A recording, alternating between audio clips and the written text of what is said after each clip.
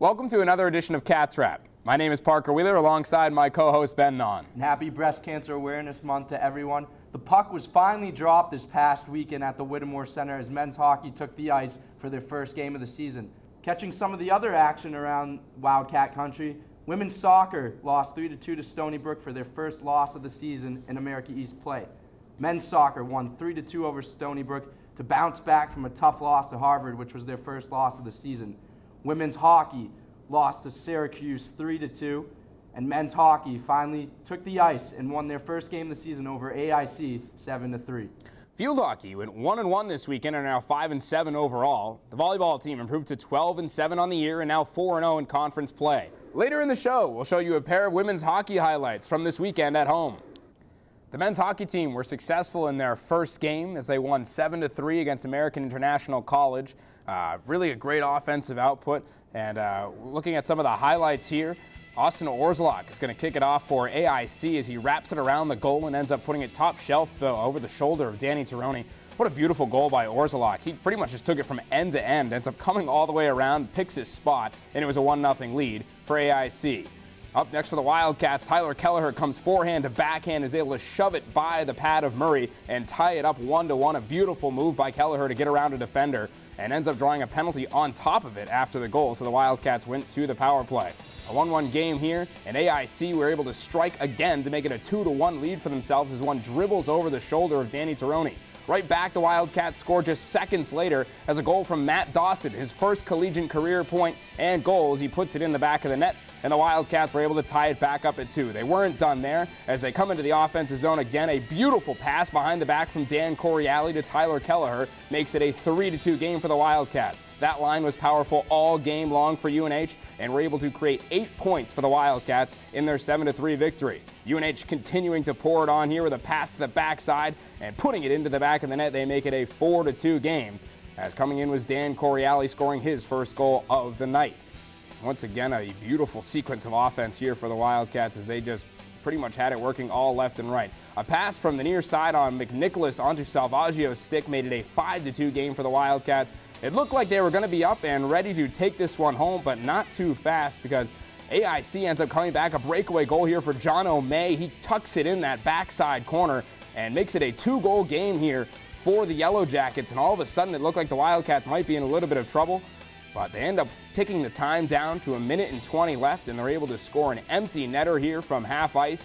Makes it a 6-3 game, and they weren't afraid to add a little bit of extra either. With .2 left on the clock, they tuck a final one in, making it 7-3 against AIC. These two teams hadn't met in quite a few years. I believe 68 years was the last time they met up. So unfamiliar territory for both teams. In the end, the Wildcats come out on top. Wildcats came out on top. A great way to start the season. A little shaky to start. Danny Tironi looked a little shaky in between the crease there.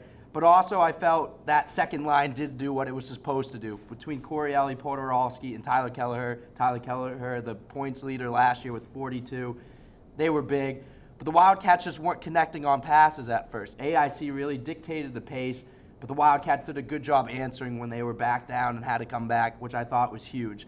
And then beautiful goals towards the end there. But the Wildcats do have to improve. I know Coach Millie wasn't that happy with how UNH played, and they got tough opponents in St. Lawrence and Clarkson this weekend. They're going to have to find a better way to play to beat those two teams. Yeah, certainly. Coach Millie was a little frustrated with the defensive presence, I would say, of both the, not only the defensemen, but also the forwards, and he wants to work on that. Tell me a little bit about Tyler Kelleher's night, though, overall. Tyler Kelleher, I mean, this guy is amazing on the ice. For being as short as he is, this guy is quick. He's amazing. And in this game against AIC, he dictated the pace on that second line.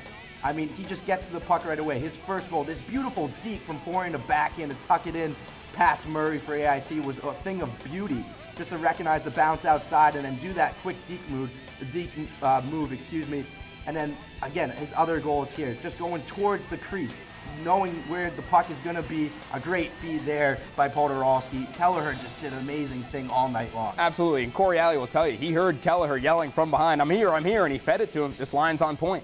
Kelleher just knows where to go when the puck is, even there from the neutral zone, getting to the side of the ice, going towards the near side, and again getting a piece on it. And then towards the end of the game, you already have the win wrapped up. He's not afraid to make a great pass across ice through the crease. Murray couldn't even get a stick out there to put the Wildcats up 7-3 and get the win. He could have had the hat trick there at the end. He elects to, pass it off and just get the points for the team. They end up getting the win, and in the end, a great win for the Wildcats. He's agile. He's great on the skates. He keeps his head up. He's not afraid to throw the body either. Kelleher is a complete player and a big reason the Wildcats have a lot to look forward to this season. The Wildcats this weekend have back-to-back home games against St. Lawrence on Friday night at 7 p.m. and then Clarkson on Saturday night at 7 p.m.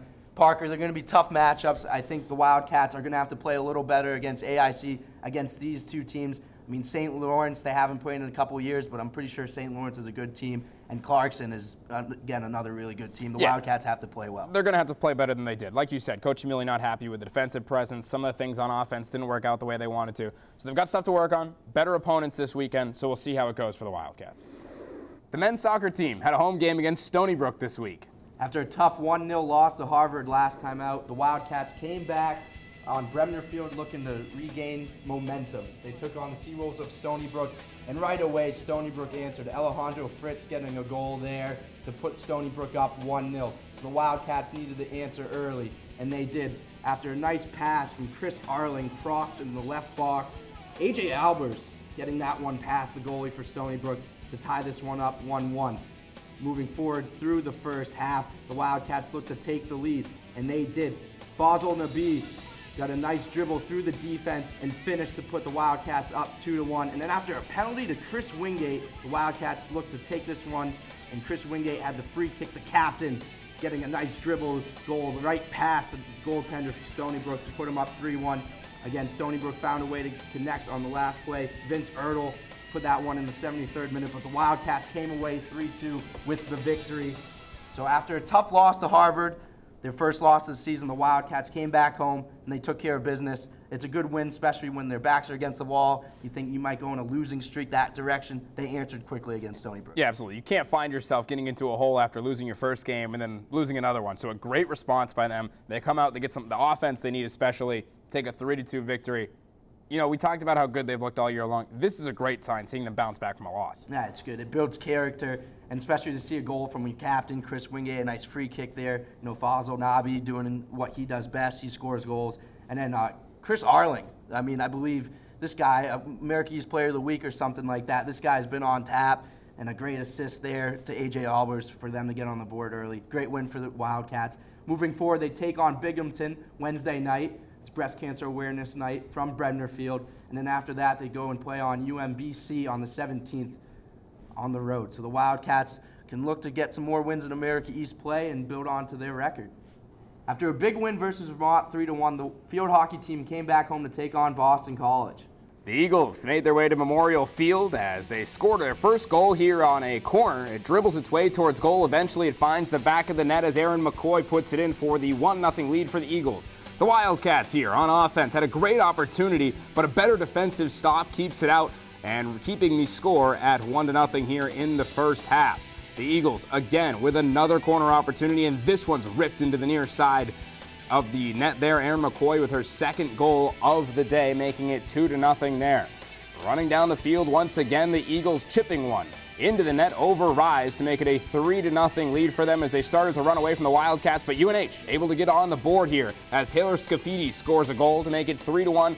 The Eagles, however, with another great shot here and a tip right in front of the net, make it 4-1. The Wildcats were pretty much running out of time before, off of a rebound chance here, Emma Campagna scores a goal to make it 4-2. It was just too little too late for UNH as time ends up running out on their game, and they lost to Boston College by a score of 4-2. Ben, what's coming up next for the field hockey team? The Wildcats will be on the road to take on University of Maine on October 16th at 3 p.m. Then head on over to Harvard on October 18th at 2 p.m. and then wrap up the road trip against the University of Vermont on October 23rd at 2 p.m. Parker, the volleyball team, continues to dominate America East play. The Wildcats came back home after a big win versus Hartford, a clean sweep. Probably one of the best teams on campus right now. They took on UMass Lowell and honestly, it was a great start from start to finish. Absolutely. You know, the first set, they just came out absolutely dominated. They win 25-12 in that first one. You could tell right away that the Wildcats were an overpowering team against UMass Lowell. And UMass Lowell in that second set, they fought hard. It was something that we were a little scared during the broadcast if maybe UMass Lowell will come away with a set that might throw the Wildcats off. But they answered towards the end there to get some big hits. Abby Brinkman, Tori Force, and obviously Demi Musis, who's been on fire. Yeah, you said it. 25-21 was the score of the second set, which made it very interesting. The Wildcats blew them out in the third set, ending up running away with that one 25-7. Keelan Sievertson ends up getting setter of the week in America East. They just continue to just keep getting more awards left and right in the conference, and they come away with another victory in America East play. They seem unstoppable, not only at home at Lundholm Gymnasium, but in America East in general. America East in general, this is a really talented group, you know, with all those returners coming back. The Wildcats are great, and definitely a team that a lot of people should start be filling the Lundholm Gymnasium to watch, because they've been extraordinary to cover and just to look at. They come together, the chemistry is high, they love each other. That goes a long way in sports. The Wildcats continue to dominate America East, but they got some tough matchups coming up. Yeah, let's look ahead at those matchups here. The University of Maryland, Baltimore County, they'll play them on the 16th of October at 7 p.m. at Lundholm Gymnasium. And then the next day, on the 17th, Stony Brook comes into Durham, and they'll play at Lundholm at 4 p.m. on the 17th. So make sure you come into those games. Check out the Wildcats volleyball team. Parker, it's everyone's favorite time of the show. How about some trivia, my friend? Who is the leading scorer for the men's soccer team this year? Tweet your answers to @CatsRapUNH, and you could be featured on the show next week. The UNH women's hockey team hosted 2 games this weekend at the Whittemore Center. The Wildcats have found a tough time to find their groove throughout this season, but they looked for a couple wins this past weekend from the Whittemore Center. The Wildcats faced off in the first game against the Lindenwood Lions here, as UNH was able to get on the board first by a goal by Fedeschi, to make it 1-0 for UNH. Lindenwood would strike right back though against the Wildcats in the second period and make it a 1-1 game. Eventually, Lindenwood had a 3-1 lead over UNH, looking like they're running away with it. The Wildcats finally able to put one into the back of the net as Curtis found the twine to make it 3-2. But once again for UNH, the time just ran out too soon. A 1-goal game here. Lindenwood ends up coming away with the victory 4-2 over the Wildcats. In the second game, the Wildcats hosted the Syracuse Orange. It was a different story early on for UNH in this one, as they gave up 2 quick goals to the Orange. One right there as they went down 1-0, and here's another one in the second period that made it 2-0. You know, early on, they just couldn't seem to figure it out. They did end up getting a goal in the second period, though, to cut the lead in half 2-1. But Syracuse in the third proved to be too much for the Wildcats, as Ferreira pocketed one to make it 3-1. Again, UNH coming back, scoring a power play goal late in the third to make it 3-2. And they fell by that score to Syracuse, 3-2, so 2 losses for the Wildcats on the weekend. The Wildcats will take on Merrimack College on the 17th of October at 3 p.m. Then head on over to Chestnut Hill to take on Boston College the next day on the 18th at 2 p.m. And then they round it out in Clarkson the 23rd and the 24th against the Golden Knights at 3 p.m. Thank you for tuning in to this episode of Cats Rap. And make sure you follow us on Twitter at CatsRapUNH and tweet your answers so you could maybe be considered the winner for next week's trivia question. For Ben Nahn and the entire production crew, my name is Parker Wheeler. Have a great week, Wildcats.